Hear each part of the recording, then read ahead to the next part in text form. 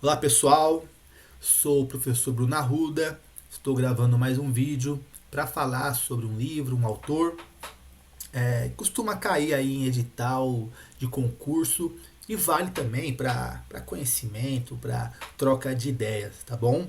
O livro que eu vou falar hoje é o Currículo Território em Disputa de Miguel Arroyo. Bem, vamos lá então.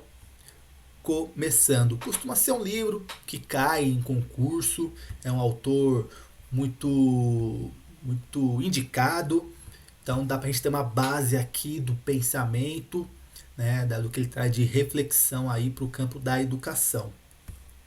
Nesse livro, Miguel Arroyo vai abordar a questão da crise da docência. Então a gente tem vivido uma crise que questiona a ação única de ensinar, que é aquela de transmitir o conteúdo. E a vivência da sala de aula, da escola, exige muito mais, a partir das realidades ali dos estudantes, das estudantes, exige muito mais do que apenas ensinar.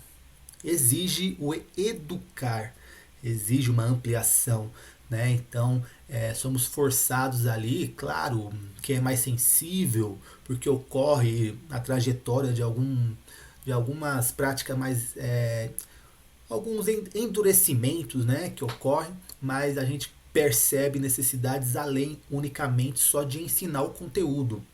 É claro que realidades mais precárias, realidades de maior pobreza, isso é muito mais latente. Mas a gente tem vindo e vivido aí em diversas situações, até em realidades também, quando a gente fala assim de precariedade, pensa só em escola pública, mas não, escola particular também. Escolas particulares também ali, jovens, crianças, trazem também os seus questionamentos. Então ele fala da crise da docência, que vai aí abordar essa necessidade para além do ensinar, exigindo aí um educar também da nossa profissão. Aí ele comenta assim, um trecho que eu destaco: estamos em um processo promissor de repensarmos como profissionais, Nosso trabalho é mais complexo. Olha aí o pensamento complexo, né? Quem viu o vídeo anterior do Edgar Morin, que eu falei do livro Cabeça Bem Feita, ali um pouquinho desse livro, essa aquela ideia da gente ser condicionado, formado, até mesmo na universidade, na faculdade, não nos falam da complexidade da sala de aula.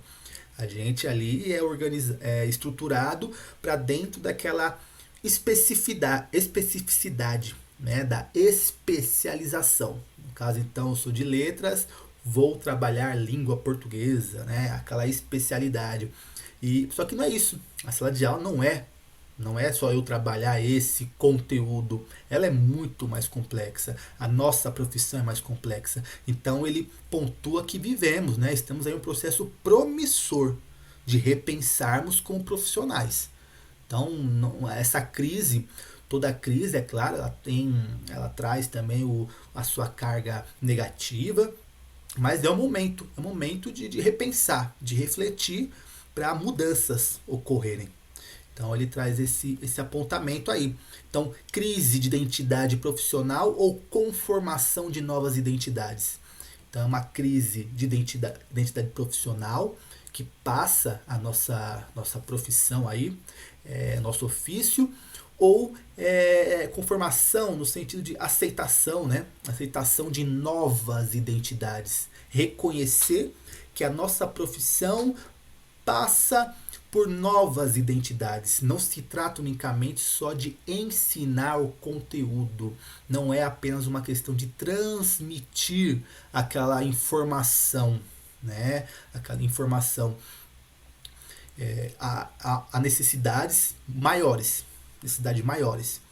que estão ali latentes na sala de aula, através de crianças, jovens que trazem esses questionamentos, esses anseios, né? E nós ali diretamente com eles não dá, né, para você negar.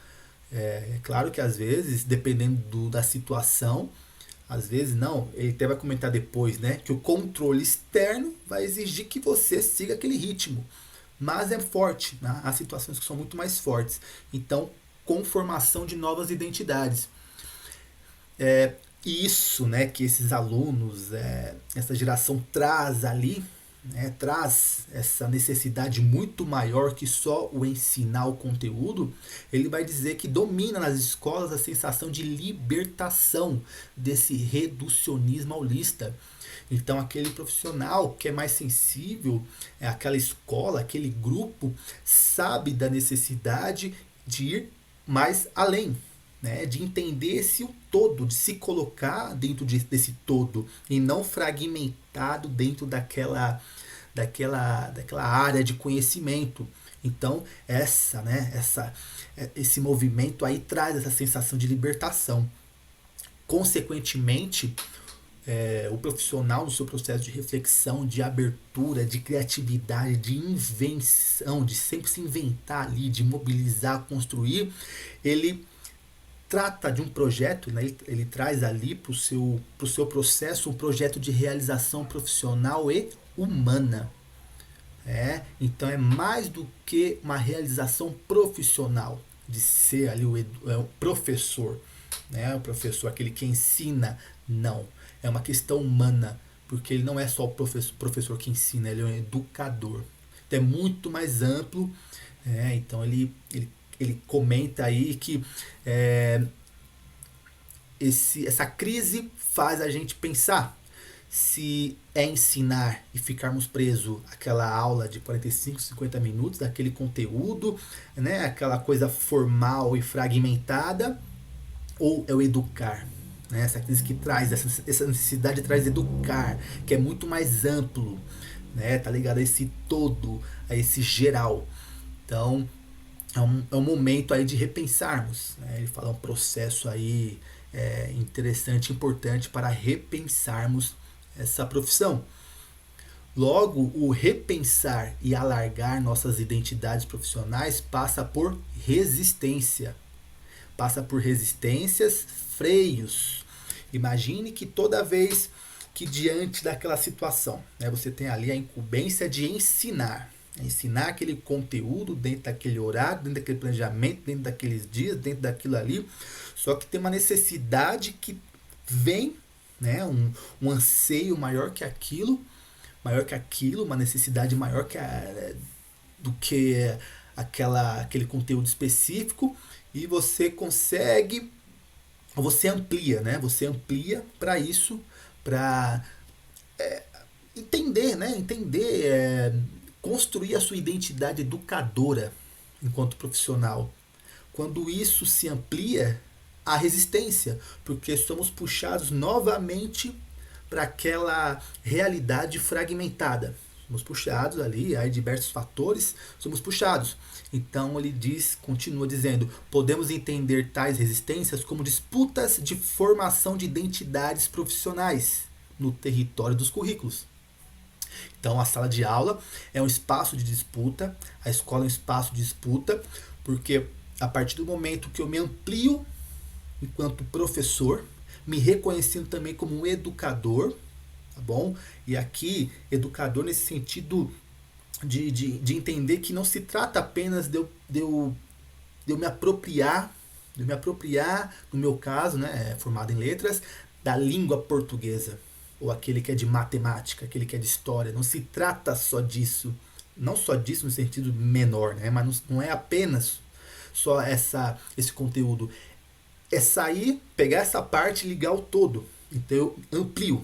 Essa minha ampliação enquanto educador, que vai ter uma ligação lá com o Edgar Morin no vídeo anterior.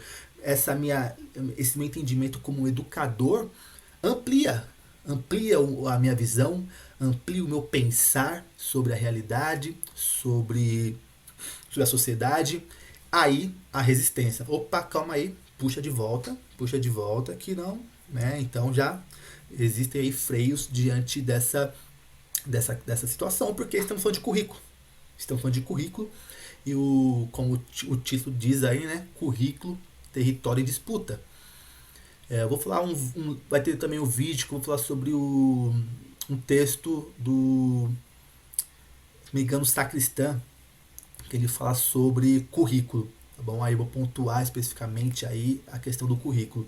Então, Miguel Arroio vai trazer essa provocação aí, dizendo o seguinte, ó, só que sabemos que há essa ampliação, né, que não é uma questão só nossa, não é uma coisa que surge da gente, é da realidade, das vivências, do que os estudantes trazem, das suas diversas realidades, que nos provocam a sair desse ato apenas de ensinar para amplia. Não é à toa também que a gente vê diversos documentos, materiais falando sobre inteligência emocional, a educação integral. Então, de um modo ou de outro, também somos provocados a esse movimento. Só que o Miguel Arroio não está visualizando uma questão bonita, maravilhosa, não. É o que ele traz aqui, ó. Mas nos são dadas condições de trabalho para assumir essas identidades profissionais? Então, questiona isso também. Está ampliando a nossa, alargando as identidades profissionais, mas temos condições a isso? Temos condições para isso? Porque quando as identidades se alargam, os direitos profissionais têm de ser ampliados, certo? Então, fala-se muito, né, que eu comentei, inteligência emocional, comunicação não violenta, escutativa, né, como que vai mediar conflitos em sala de aula, enfim, uma série de fatores, né, que vão ampliando. A gente sai só do ensinar e vai educar também, né? Só que quando isso se alarga, nossos direitos também precisam ser ampliados. Né? Então aqui dá uma discussão, um debate muito profundo, mas vamos seguir aqui na linha do que o autor traz. Então, e essa ampliação, né? Essa necessidade está ligado à precarização do viver dos educandos. Né? Então, quanto mais fica exposta, né, quanto mais a gente ali está reconhecendo aquela precarização, situações que às vezes a gente fala, poxa, né, como que poderia, como gostaria, a gente observa quanto nós, né, mais expostos aí, né, ficamos, quanto mais exposta à precarização do nosso trabalho. Em quantas situações a gente se vê de mão dadas por ainda não ter uma formação, as próprias universidades, faculdades não ampliam, né, no seu curso ali, não traz essa ampliação. As políticas públicas não trazem essa ampliação. Miguel Arroio também vai questionar isso, vai trazer sobre isso. Né? A gente vai se formar, no caso, letras, estudou a língua portuguesa, tem uma outra matéria didática e tal, mas não tem essa ampliação, né, desse ato educar. E assim, não sei como é que está hoje, né, as matérias, mas aqui no que traz aqui a reflexão do Miguel Arroio também traz sobre isso, as políticas públicas. Então, quando a gente vê essa precarização do que chega a nós, a gente reconhece o quanto o nosso trabalho também é precarizado, o quanto precisa ampliar direitos, formação, políticas públicas, universidades, faculdades também integradas a esse compromisso. Né? Então, ele reflete bastante sobre isso, vai refletir bastante sobre isso. Aí ele diz que o avanço da identidade educadora, então a gente entender que esse avanço, sair apenas do ensinar, só transmitir aquele conhecimento, mas quando isso se amplia, então quando o avanço dessa identidade educadora, que passamos também a assumir, enriquece a identidade docente. Ou seja, aquele discurso dizer que professor deixa de ser professor porque o papel dele é só ensinar, isso seria ótimo, seria maravilhoso só chegar na sala de aula, falar só sobre sujeito, predicado, sobre pontuação, mas há situações, momentos, a gente sabe que não dá. Então, quando a gente avança, isso não descaracteriza a nossa profissão. Ao contrário, segundo Arroio, enriquece a identidade docente. Porque a gente deixa de ser aquele hiper especialista, novamente, Edgar Morin, hiper especialista, é aquele que domina, no caso, a linguagem, a comunicação, quem domina a matemática, a história, e passa a ampliar dentro, reconhecer o seu ato, a sua profissão dentro de um contexto geral, um pensamento complexo. Aí ele põe aí, ó, aí ele coloca, põe outros currículos em disputa. Então essa ampliação começa a provocar outros currículos, outras necessidades no âmbito escolar, na sala de aula. Olha como que isso enriquece, porque deixa de ser apenas aqueles quadradinhos isolados. Começa a necessidades maiores. Que podemos, é claro, fechar os olhos, dizer que não, dizer que isso não existe, não acontece, mas aquele que está em sala de aula, aquele que está na vivência da escola, sabe que é forte, que é forte. E também não se trata, tá bom, de assumir outras responsabilidades, mas se trata aqui de enriquecer a identidade docente. Enriquecer a identidade docente. Aí ele comenta, né?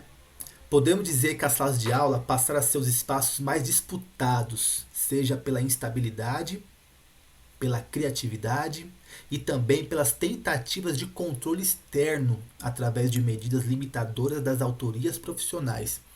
Miguel Arroyo vai, no livro aí destacar quantos profissionais que têm alargado, que tem enriquecido a prática docente nesse avanço dessa identidade educadora. Quantos, né?